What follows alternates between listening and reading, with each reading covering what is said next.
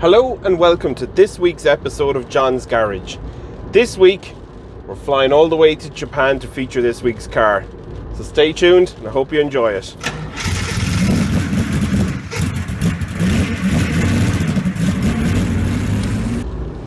Okay, so this week we're incredibly lucky. We're featuring a very rare car that actually wasn't sold originally in Ireland, or Europe for that matter. It is a 2008 Nissan Cubic. And I'll explain the Cubic thing in just a minute, okay? But essentially, what is this car? So it's the second generation of the Nissan Cube, a car that came all the way from Japan. It was only offered in the Japanese domestic market, so for short we'll call it a JDM car. It has a 1.5 litre four-cylinder engine, produces around 100 horsepower. It's good for a top speed of 112 miles per hour and a 0 to 60 time of about 12.5 seconds. So we're not talking about a performance vehicle here of any description. Now, in terms of the engine's actually quite nice. There is a bit of power to it. It's nice and revvy. It's an engine that was also shared with Renault. Okay, so Renault in various markets around the world also use this in the Captur model, but not here in Ireland. We really just got the diesel, and I think there was a 1.2 litre petrol and 1 litre turbocharged petrol offered at various stages. Okay. But in this particular car, it's mounted to a CVT gearbox. So you get a lovely smooth experience, is the best way I'd describe it.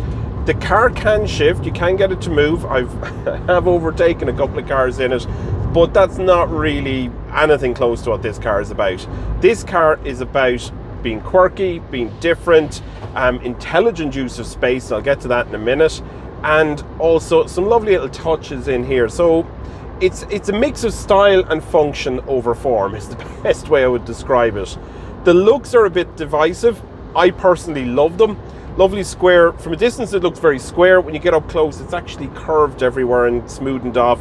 That's quite nice. There's actually no edges on it. Also, it doesn't have an asymmetrical rear end, so both sides of the rear of this car are different. So what Nissan have done is the rear door opens from the side, so it's side hinged. And what they've done is the rear opposite side to the driver is the best way to describe it. So in this case, the rear left-hand side has a wraparound window so that if you're parking the car in the city, you can see exactly what's back there. But the driver's side has a blanked off panel. Now, if you go to left-hand drive markets, okay, where the Cubic, the third generation Nissan Cube was offered, they've actually flipped that door. So on the rear end, it's actually different depending on whether the car is right-hand drive or right-hand drive or left-hand drive, apologies. So let's get to the Cubic bit. I mentioned this car was a Cubic, and that means something particular.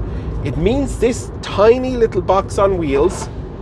It's on a Lenten Nissan Micra platform, or March platform as it would have been known in Japan, and it's actually got 3 rows of seats. This is a 7-seater. It's a tiny 7-seater, but it is a 7-seater. Now, I didn't capture it on camera, but I did climb into the rearmost seats to see if they were in any way practical, and I fitted. Okay, I fitted. Now, I wouldn't like to be in there for a very long journey, and it actually wasn't the legroom that was putting me off. What was putting me off and making me feel uncomfortable was the fact that my head was millimeters away from the rear window, from the rear door.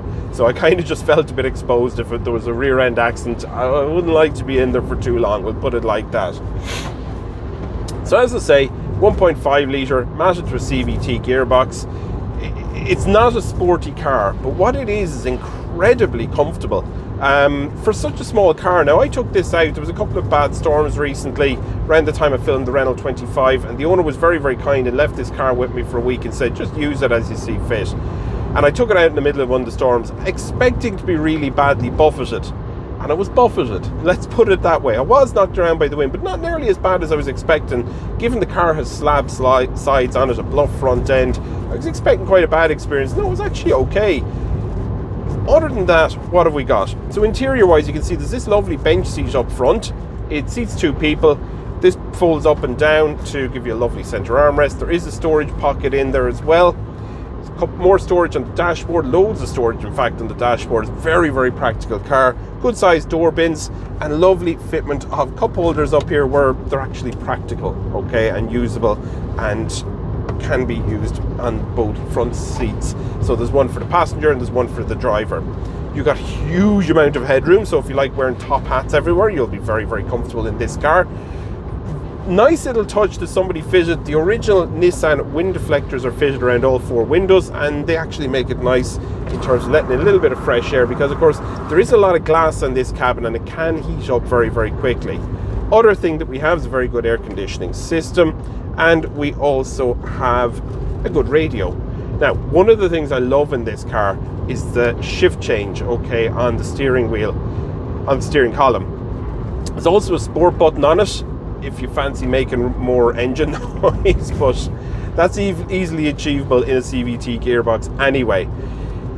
As I say, you're not buying this for sportiness, so what are you buying this for? So I was trying to imagine who on earth would want to buy a car like this, and 2 types of people came to mind. First of all, someone who's into outdoor activities. So for example, if you wanted to throw a couple of surfboards on the roof of this, you could, and you could go off and camp for the weekend and do your thing. And I know a couple of people, friends of mine, who actually have them, and that's what they do with them. They have them so that they can go camping, and they absolutely love them. They say they're incredibly practical, easy service, easy maintain, absolutely no problems with them. They really, really enjoy having these cars.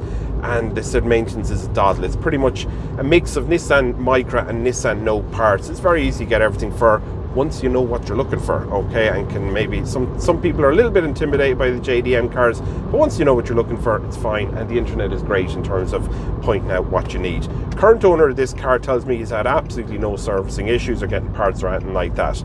So that's our first type of person, is the outdoor type of person. But the second type of person, given this is a car channel, I suppose I better relate it back to, well, who in motoring circles would like a car like this? And that's pretty straightforward, actually. I thought about somebody who lives in a city, wants something different, has kids, maybe one car parking space. They're the kind of person I think that would enjoy a car like this. Now, a couple of years ago I faced a similar challenge when I was living in Dublin. I wanted something cheap. I needed one car that done everything, and I did investigate buying one of these. Now ultimately I had no kids at the time, and that kind of ruled against it. I didn't need a big family wagon, shall we call it. But the quirky looks of it, the quirky nature of it, it's really enjoyable. It's actually an enjoyable car to own, to the point where I had a number of different people come up and talk to me as I was filling with fuel. Now, some of them were friends of mine taking the piss, others were actually quite genuinely interested in the car, and some of them were strangers. They just wanted to know, what was the car like? It's very quirky looking. Where did I get it? A couple of older people felt it looked like something from the 60s. They thought it was very unusual. Younger people thought it was just really cool and quirky and individual. They really, really liked it. And of course you had other people who looked at it and said, that's the ugliest looking thing I've ever seen. It looks like a butter box. It's the same colour as butter and all that. And they're the kind of people, listen, it divides opinion. But I can tell you from driving it, it's actually really, really nice. Quite economical too. The owner tells me to get upwards of 40 miles per gallon. Given the size and the fact that it's a 7-seater, I think that's a pretty good shout for such a car. Now, as I say, it's loads of space in here, and this is one of the areas where Japanese car designers really excel and really know their stuff. So in Japan, there's a class of car known as the K car, K-E-I, and K cars are tiny. And they're designed for city driving only. They don't officially get imported here to Europe, but occasionally people will bring them over. They make some brilliant little sports cars, like the Honda S660. You also have the Suzuki Cappuccino, the Honda Beat. Now, they're all ones from the 90s, but they're probably ones you'd be familiar with. Incredibly tiny, 600cc engines, generally matched to a turbocharger or a supercharger. Incredibly fun to drive, but incredibly tiny. Now, as I say, Japanese designers know how to make good use of space and functionality, and that's what they do with those cars. They really, really make them fun, enjoyable, and functional. And that's the amazing thing with them. This car is huge inside. In terms of actually use of space, it's incredibly well designed, incredibly well built, and really is impressive. It's impressive to me that European car makers still can't make as good a use of space. A little bit choppy there, but yeah, it's impressive in that way. It's a full 7-seater, as I say. The rear seats are no worse than they would be in any 7-seater, to be honest with you, in terms of legroom, headroom and all that. Center bench is pretty good as well. Up front, tons of room. I could be driving something really, really posh and big here, and I wouldn't know the difference. Lovely upright driving position. Dashboard plastics, yeah, they're Japanese, they're hard, they're not exactly the most desirable, but there's nothing wrong with them either. There is a nice textured feel. Everything is well laid out. Everything falls to hand. Visibility out of the car is second to none, and especially there's a massive bugbear I have with modern cars is visibility is always poor out of them, but in this case, no, it's pretty good. Steering, it's numb. It's not a sports car, but it's functional. It does what it's supposed to do. It steers the car. But again, I wouldn't be buying this and expecting a sports car-like experience.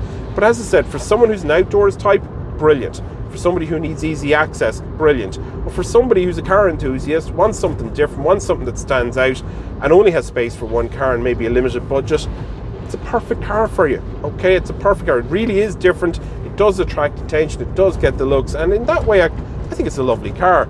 The interior, lovely and brown. I like a brown interior. It's just something I like. So I really like this. The velour seats are lovely and comfortable and supportive.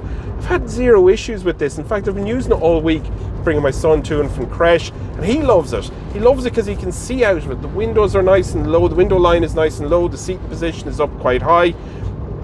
In his mind, he calls it the camper van. As I said, some people have called it the butter box, others have called it worse, and others have absolutely loved it. Renault 4 actually is something people have been comparing it to.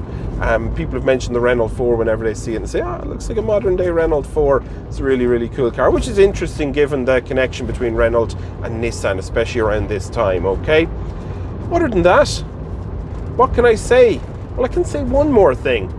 This car is soon going to be for sale. It actually belongs to a friend of mine and a local member of our car club, our classic car club.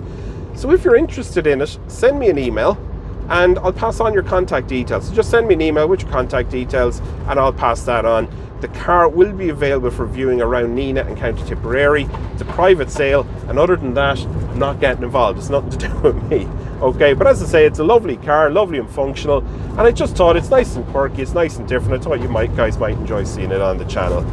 Other than that, listen, thank you very much for joining us on our drive. It's a bumpy day, it's a windy day, it's a rainy day, so I hope visually it comes through okay on the camera. But yeah, it's been an enjoyable experience being out and about in the Nissan Cube Cubic.